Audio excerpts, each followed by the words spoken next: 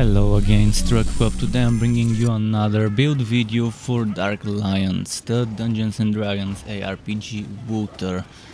This one I've decided to call HAMMERNADO Wulfgar. It's the first Wulfgar build I'm making. Maybe I'm gonna make some more eventually with different sets. This one uses the Corsair Set or Panak, I'm not sure how to pronounce this set's name, and it's a build all about spamming Wulfgar's spin to win ultimate as much as possible.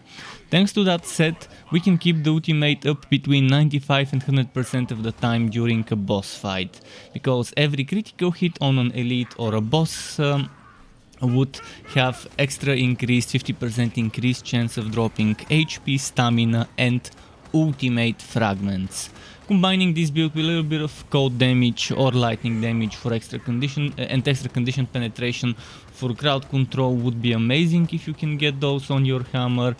And in general, I think this build can solve all content. It can solve all content as long as you play it the right way and as long as you're reasonably geared up. It's much better when you're in a group, so obviously finding a group would be the better for you and for everyone else. But this build is amazing, and I was very surprised last night when I saw what feeling that 8 set bonus ended up doing to the build. It was kind of difficult before I got that bonus, but getting that bonus made keeping that ultimate up at all times much easier. For the abilities, I suggest using the following two: Endurance of the Elk and Primal Instinct. Regardless whether you're solo or in a group, I think those are the best choices. Endurance of the Elk grants you powerful strikes, which is increased crit damage, and Frenzy to the allies and Wulfgar, which is increased damage. I'm not sure if it's elemental or physical or both, but it's increased damage. Then Primal Instinct basically gives you only to Wulfgar scaling damage and armor based on how much hit points you're missing. So the lower your HP when you use this, the better for you.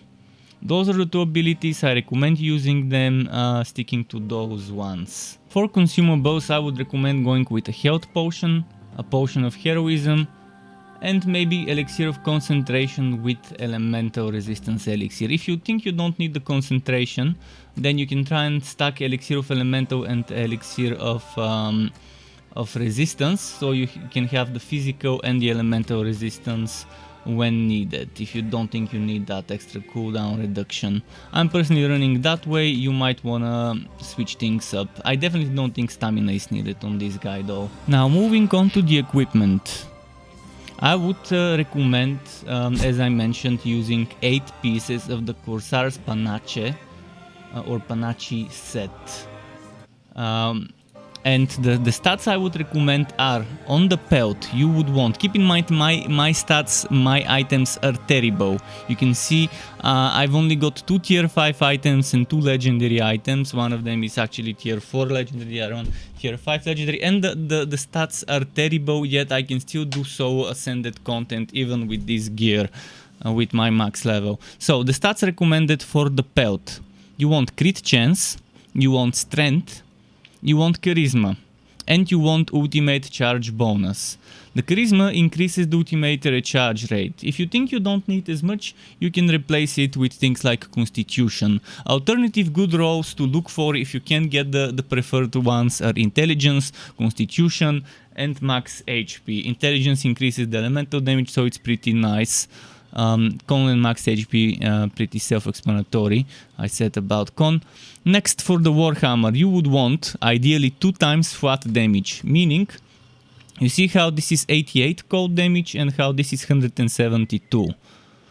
This 172 rolled twice, that's why we only see 3 instead of 4 affixes. So you would want the Corsair Panache hammer with 2 times flat damage, which would ideally be cold or lightning, so that it can help with crowd control. And then you would want condition penetration, and then the rest would be a fewer, which could be armor penetration or elemental penetration, or even some resistance, but I wouldn't recommend resistance.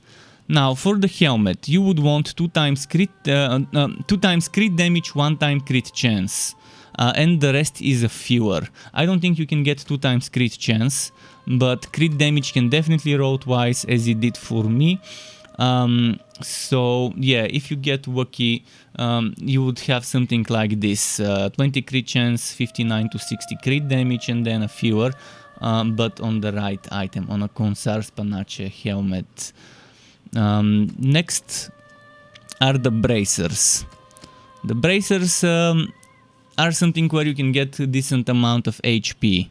I would suggest 2 times HP and 2 times stamina cost reduction. Keep in mind, stamina related stats on this build are not as important, but the alternative is stacking resistances, and I don't think stacking resistances is that great unless you're stacking only one type of a resistance and you're fighting content that only does that type of damage. So my suggested row here would be 2 times maximum HP, which would look like that, 80 something percent HP at rank 5, and 2 times maximum, 2 times stamina cost reduction, which looks like that, something like 20 something stamina cost reduction on a rank 5. For the chest piece, you want, again, keep in mind the same rules apply for the whole build regarding the stamina stats, but here I would suggest 2 times HP and 2 times maximum stamina. So something that looks like this is what you're after, but on the right item. Then on the leg guards, you're looking for 2 times maximum stamina, 2 times stamina again. Again, the alternative to stamina is stacking resistances, so not that much of a choice here. I still prefer getting for the stamina bonuses. Priority over the maximum stamina or stamina again for me would be the maximum stamina. If I have to pick 2 stats, if it's purple and I have to pick which one has the 2 stats, which one has 1, I would say 2 times max stamina, but ideally both of them would be twice. Now, Corsair Set necklace. Here comes some of the fun part. On the necklace you want crit chance, you want ultimate charge bonus, you want 2 times crit damage, and good alternative rows would be things like, if you can get the crit chance, ultimate charge bonus at 2 times crit damage, you can get things like maximum HP, armor penetration, elemental penetration. But those are only if you can get the suggested ones. On the ring, the exact same rows as the necklace is what you want. Crit chance, ultimate charge bonus, and 2 times crit damage, if you can get double crit damage like this one, for example. If you can get those, again, alternative things to look for: maximum HP, armor penetration, elemental penetration.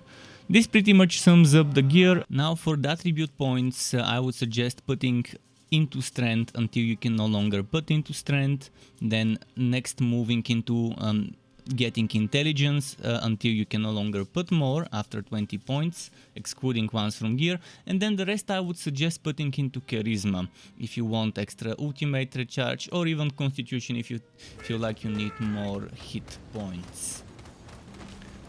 Here we are in the segment where I'm gonna show you more of the build in action and talk about some of the useful moves. One of the moves is moves that I like using is when you're running, you hold the right click and then right click right after. The other one is the same, but in the end you have to hold as well, like this, and that's the spinny one. So this is why while running, hold right click and then again hold right click, and the first one is hold right click and then hit right click once. So that's one, those are 2 moves. The other one is while standing still, just holding right click, boom, massive damage. Holding right click, boom, massive damage. This one takes a while to charge up, so you gotta be careful when using this.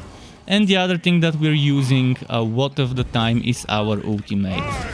Each hit from our ultimate on an elite or a boss has a chance of dropping health, stamina, or ultimate fragments, which is what keeps the ultimate kind of at 100% uptime most of the time. Sometimes it's like more like 95%, but it's still fine.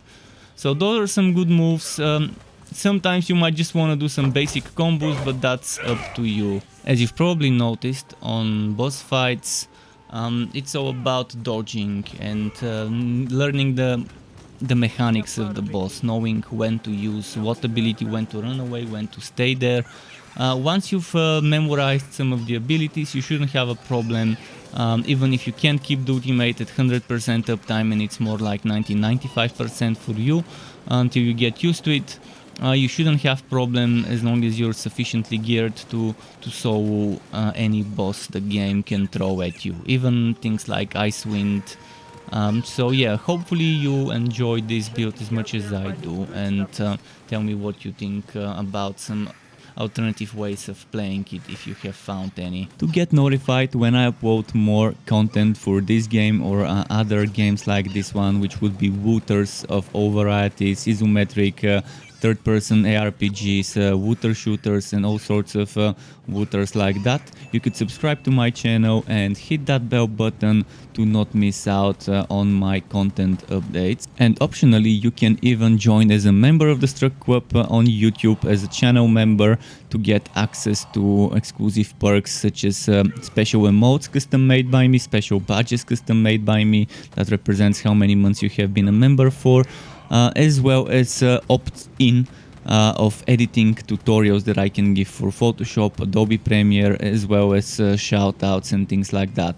And I would like to use this part of the video to thank all my YouTube members and Twitch subscribers. Thank you for supporting the channel and keeping me going. Thank you also for watching this video, everyone. Keep it cool, Struck Club. Until next time, and goodbye.